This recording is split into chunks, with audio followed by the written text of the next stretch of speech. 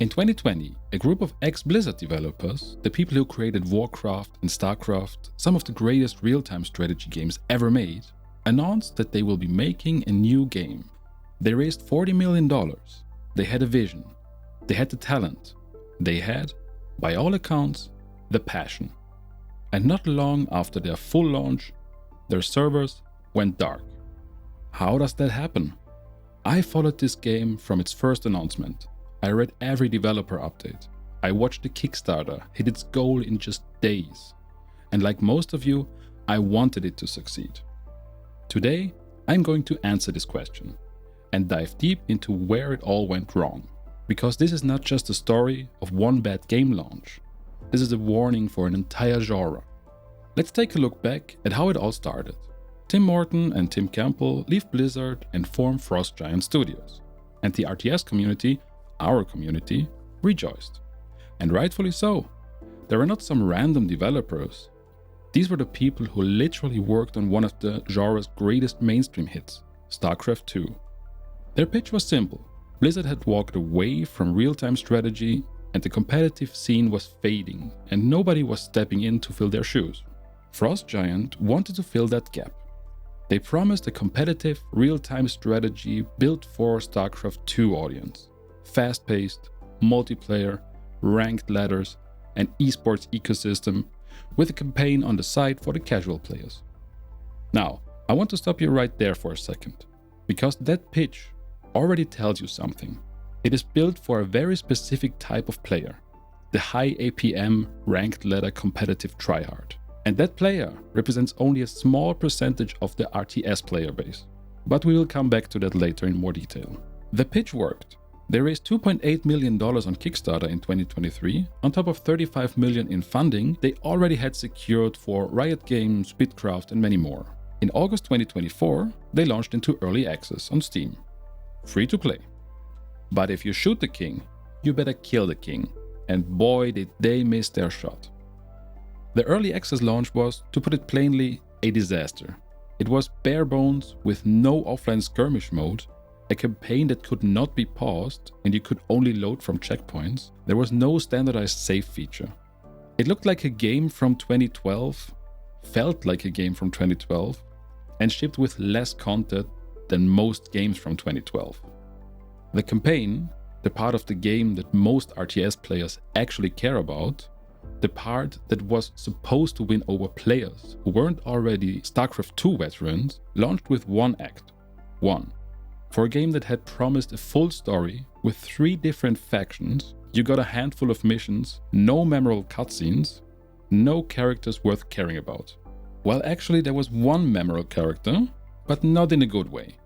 To understand why this character was controversial to say the least, we need to take a look at the financials and the business model. We all got our hopes up when we heard that the next big RTS would not be developed by Activision Blizzard, not under the iron rule of Bobby Kotick. No, it would be an independent company from old Blizzard veterans. We all hoped that we get a genuine passion project without the corporate money-milking practices. But boy, we could not have been more wrong. Now, as promised, let's look at the only memorable character released, Wars. This character was announced as a big collaboration with Simu Liu, a popular voice actor. Yet what was the problem? The character was a day one microtransactions. Even backers who paid over $200 did not get this character. They needed to buy it. If we need to pinpoint the exact moment and reason everything fell apart, this would be it. A decision like that was the first crack in the foundation for every fan that supported the project since its announcement. Because what people got was not a hero, no, it was advanced early access. So they can pay more money to play an incomplete game slightly earlier than everyone else. In the aftermath, they promised that the next hero would be free for backers, but the damage was already done. Reviews went mixed, then worse. And after the controversy of the abysmal launch and the slap in the face to backers, Frost Giant did something I still find almost impossible to believe.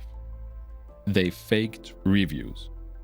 They made it look like it was a personal initiative from some employees but it was way too coordinated to make us believe that. It was a desperate attempt to save their miserable launch, but by doing so, they lost everything.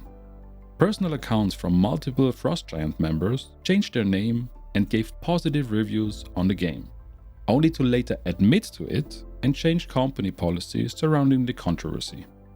But after all that, they tried to turn things around. They genuinely listened to feedback and wanted to make the game better, build it with the community. So why did they fail? Apart from the weak visuals, thin and underwhelming campaign, predatory monetization, and the fake reviews, there was a fundamental flaw in their target audience.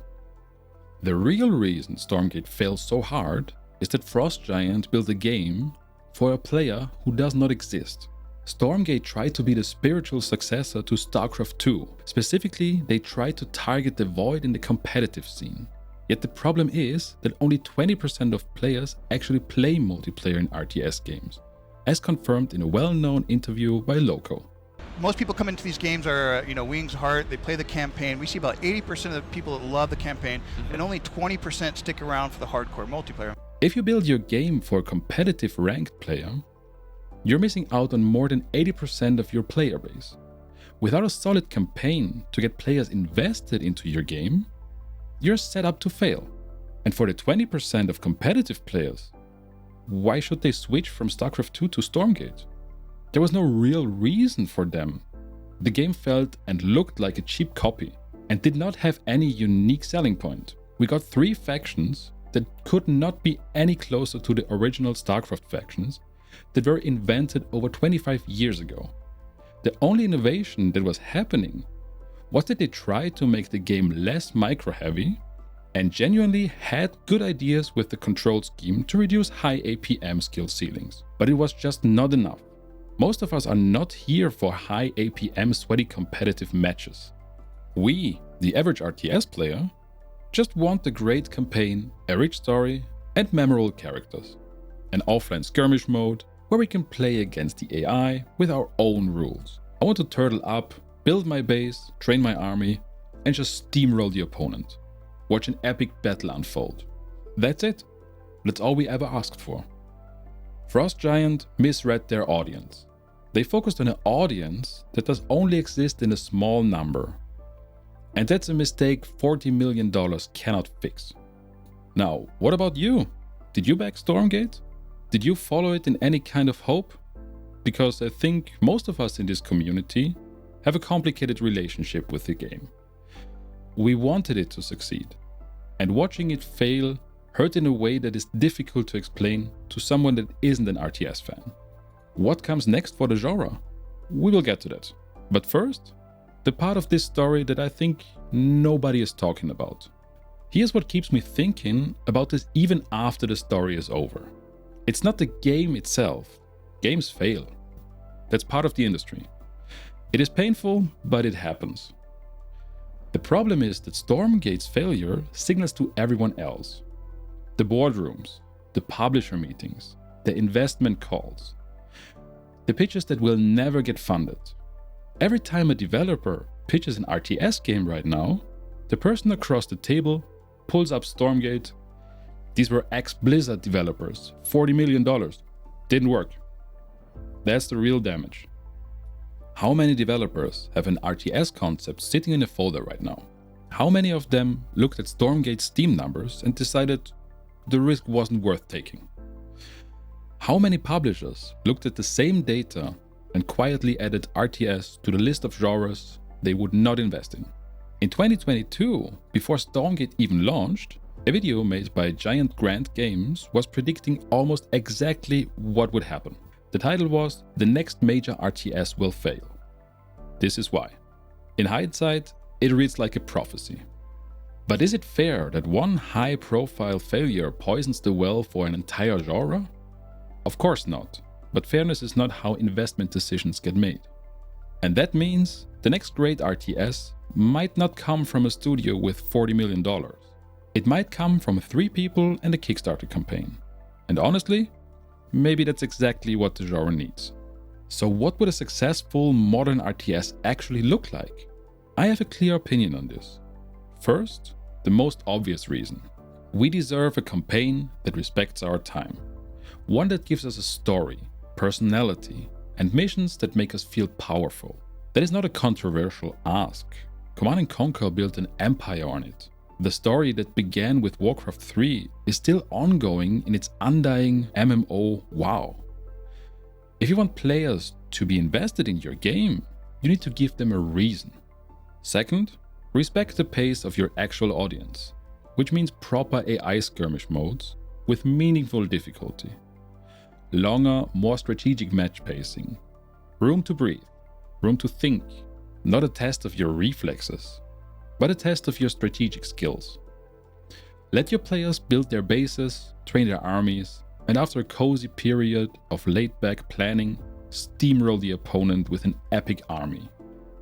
Third, we need multiplayer that is fun. We would rather enjoy co-op campaigns or some interesting co-op modes like the Archon mode in Starcraft or Last Stand in Dawn of War 2 than sweaty ranked 1v1 competitive matches. And lastly, earn the emotional invest first, then monetize it, but not in a predatory way. While this might sound controversial, most players don't hate microtransactions. They hate the predatory microtransactions. If we genuinely love a game and get fair value for our purchases, we will spend forever and support the longevity of the game. Just don't give us horse armor. With all of that said, I don't think the RTS genre is dead. I think it's in a fragile, transitional moment. But there are developers listening to the right signals.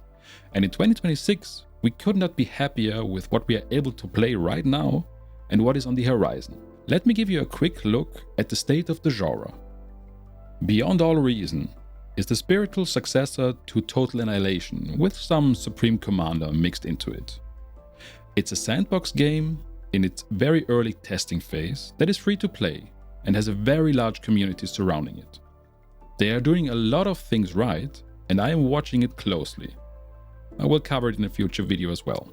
Tempest Rising is the closest thing to a proper Command & Conquer experience we had in 2 decades. It's not without its flaws. The character writing still does not capture the old magic, but the fundamentals are there. The campaign exists. The pacing is intentional. The game knows what it does. And it commits to it. They're even now adding their 3rd faction in 2026. And then there are the newcomers. Zero Space, Dustfront and Dwarf. Passion projects that understand what fun means more intuitively than a studio with $40 million ever did. And what I am looking forward to the most, Dawn of War 4, which will be released later this year. With the shift in development from Relic to King Art games and 4 completely different campaigns for each launch faction, they try to bring us back to the roots. They are promising us classic base building from Dawn of War 1, the best mode from Dawn of War 2, The Last Stand, and exactly nothing from Dawn of War 3, which is a very wise choice. The genre is not dead, but what happens in the next 2 or 3 years, which games get funded, which studios succeed, which experiments land, will shape what real-time strategy will look like for the next decade. Here's what I believe. After all the research I have done for this video, I am certain that Stormgate was not a failure of talent. Frost Giant had talented people. It was not a failure of passion. I genuinely believe that Tim Morton and his team cared about this genre. It was a failure of understanding. They missed their audience. They misread the market. They misread time. And the lesson for every studio thinking about making an RTS right now is this. You cannot build for the genre's past. You have to build for an audience that still exists today, which is older, busier, has less time, but cares deeply about story and single player. They don't want to be tested on mechanical skill, rather facing a strategic challenge that they can overcome with clever thinking. And that audience is real, it is large, and is almost completely underserved. The studio that finally gets this right, that builds an RTS which respects who we actually are in 2026, rather than who we were 20 years ago, that studio will make one of the defining games of the decade. I want that game to exist, and I suspect you do too. And that has been it for today. I hope you enjoyed. If Stormgate made you angry as an RTS fan, watch this next. Some of these failures are even harder to explain, and they just keep on happening. I would love to hear your opinions on this topic. Feel free to comment and start a conversation with me, and like and subscribe. I have been the Indie Crawler, and thank you for watching. See you next time!